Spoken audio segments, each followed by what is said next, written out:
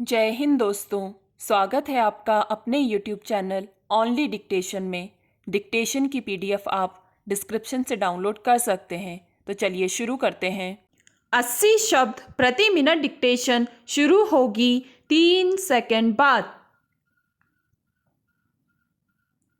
सच्ची शिक्षा, कला और ज्ञान मनुष्य को मनुष्य से जोड़ते हैं। ये हमें एक दूसरे के निकट ले जाते हैं। हमारी संस्कृति का मूल भी यही है, एक दूसरे तक पहुंचना। मगर आज हम एक दूसरे से दूर होते जा रहे हैं। दरअसल जहां हमें पहुंचना था वहां हमसे पहले बाजार पहुंच रहा है। बाजार हमारे घर तक आ पहुंचा है और हम निरुपाय ठगे से चुपचाप यह तमाशा देख रहे हैं। बाजार ने मनुष्य की पहचान खरीदार के रूप में की है। इसने मनुष्य की परिभाषा ही बदल कर रख दी है। कल तक मनुष्य की पहचान उसके संस्कार और गुण देखकर की जाती थी। आज उसका धन देखकर की जाती है।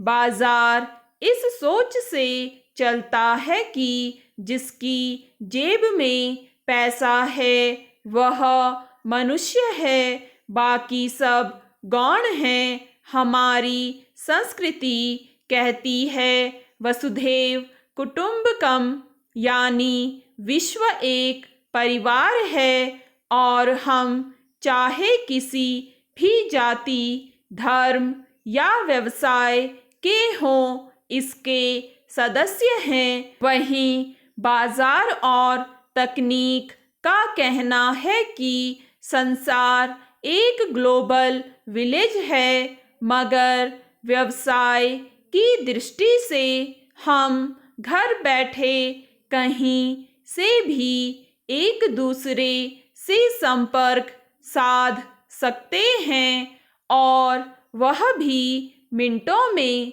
सवाल यह भी है कि इतने संपर्क और साधनों में मनुष्य अपने संबंधों और नातों में अकेला क्यों होता जा रहा है।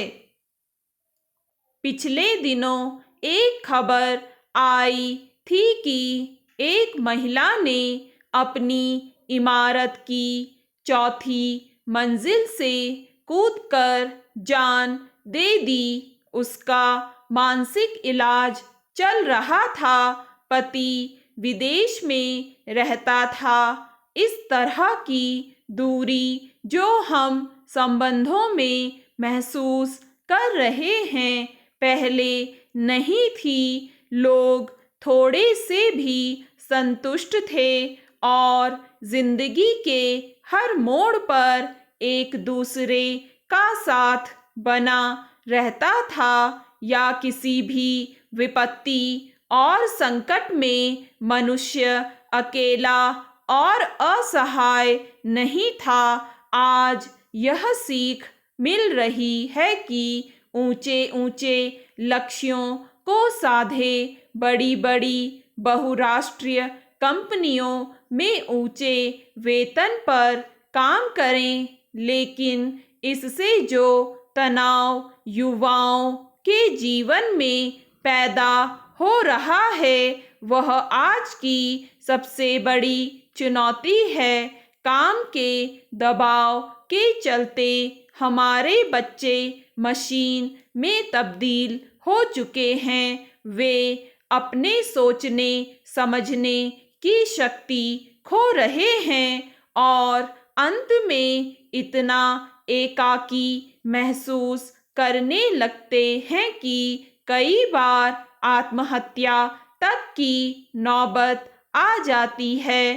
कुछ समय पहले एक बहुराष्ट्रीय कंपनी में ऊंचे वेतन पर काम कर रहे युवक ने मरणोपरांत छोड़े गए अपने नोट में लिखा कि वह संबंधों में नितांत अकेला महसूस कर रहा था।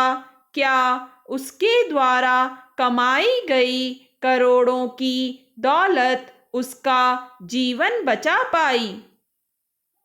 दरअसल जीवन जीने के लिए करोड़ों की संपत्ति नहीं, बल्कि रिश्तों में आपसी सद्भाव, प्रेम, विश्वास और एक दूसरे के प्रति सम्मान और अपनी परेशानी और दुख को साझा करने के लिए रिश्तों में उचित जगह का होना, ये सारी चीजें ज्यादा महत्वपूर्ण हैं। आज हमारे पास जानने वाले की संख्या बहुत है, पर हमें पहचानने वाला अपना कोई नहीं।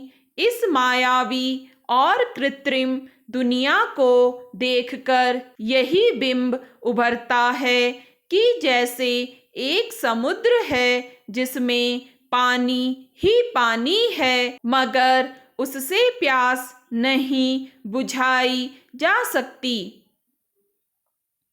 गलत तरीकों से और प्रकृति का दोहन करके कमाई गई दौलत हमें विनाश की ओर धकेल रही है। जिस समय आज़ादी प्राप्त करने का बड़ा और ऊंचा लक्ष्य हमारे सामने था, उस समय भी गांधी जी ने शस्त्र नहीं उठाया, अहिंसा और मार्ग की शुद्धता पर बल दिया, क्योंकि वे चाहते थे आज़ादी हमें हमारी शर्तों पर मिले। मगर आज जिसे हम आज़ादी मानकर धन दौलत की प्रदर्शन प्रियता पर बल दे रहे हैं, वह हमें अपने आप से दूर कर रहा है। शक्ति, बल, धन के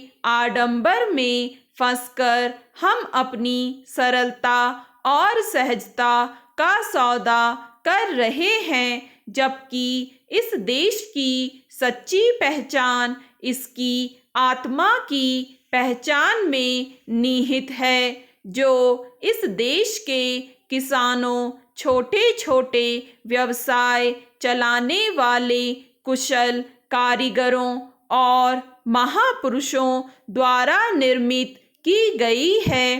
फिर भी हम तय नहीं कर पा रहे हैं कि हमें अपनी पीढ़ी को क्या देना है, उससे क्या बनाने की हमें अपेक्षा है। सवाल है कि क्या हम इस देश को ऐसे धन्ना सेठ देना चाहते हैं जो हमारा ही धन हमें भीख की तरह लौटाएं और हम सब कुछ छोड़ उनके गुणगान में लिप्त रहें, या फिर गांधी, गोखले, भगत सिंह जैसे आदर्श जिन्होंने चिंतन के बल पर इस देश के चरित्र को बनाने में अपना योगदान दिया, हमारे यहाँ अन्य या दूसरा कोई नहीं, सब अपने हैं। हमें पृथ्वी के लिए आंसुओं को सहेजना है, उसके लिए जगह बचानी है, जबकि हमें बिना गमगीन हुए कृत्रिम तौर पर